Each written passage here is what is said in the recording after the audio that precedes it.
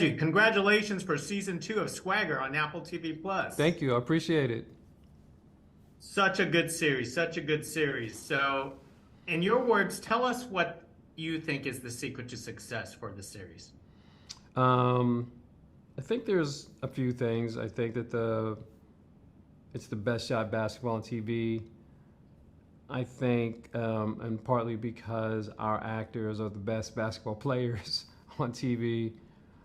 I think that we do not shy away from holding a mirror up to society and just sort of reflect a lot of issues that young people are dealing with. But ultimately, I think it's just the humanity that comes forth in the storytelling and in the performances. And I think that's really, really where it's at for us. Could you tell us the challenges of jumping from season 1 to season 2, which is such a long break, going from a youth basketball to a prep school and trying to keep the same cast together that are growing up so fast in real life? Yeah, I mean, you're speaking right to the challenge and the exciting part of it as well. You know, from season 1 to season 2, in between that time of the season airing and getting into the writer's room and being ready to go back into production, our cast grew, like grew. You know, we have character. You know, some of our actors are 6'7", 6'9".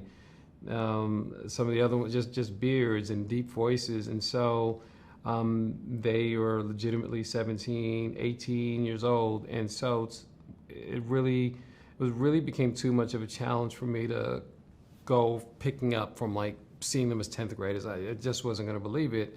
So jumped a couple of years forward and put them in the senior year, and it was just great. It was like a great decision because authenticity is such a big part of our show, and it also allowed us to deal with the urgency and angst that one feels when they're a high school senior, particularly if they have D1 hopes.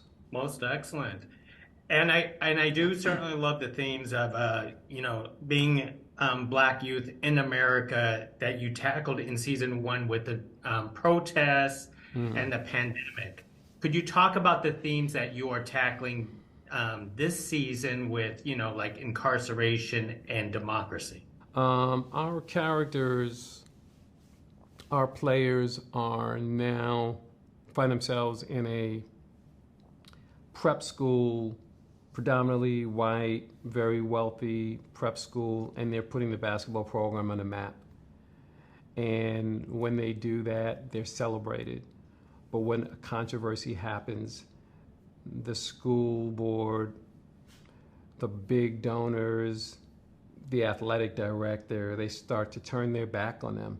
And it really raises a lot of questions about whether they're being used, whether they're being supported. Really wanted to deal a lot with like, what does diversity really mean?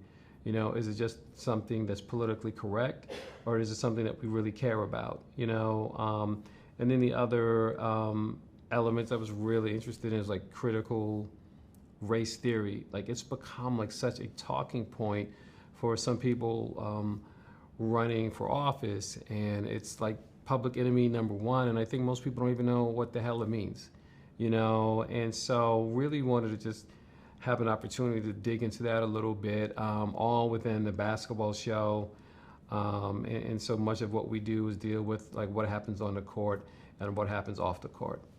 Most excellent. Well, Reggie, thank you for this conversation. I'm really hoping this is not a long goodbye for Swagger, because I certainly love the storytelling and the basketball that you mixed in with it. No, it means a lot. I really appreciate it.